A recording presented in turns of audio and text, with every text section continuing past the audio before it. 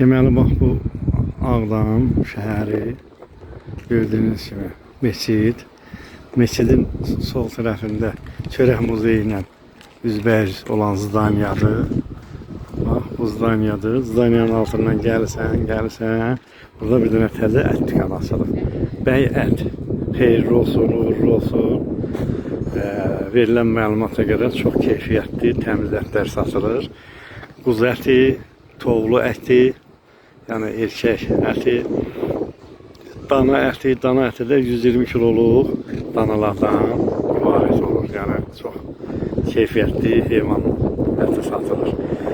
Ağdam cəmaatı və yaxud da ki, şəhərə gələn qonaqlar, yol üstü keçənlər, kimsə ət almaq istəsə, bax bu bəy ətə müraciət edə bilər. Beləcə. Xeyirli, uğurlu olsun. Açanlar üçün də, cəmaat üçün də.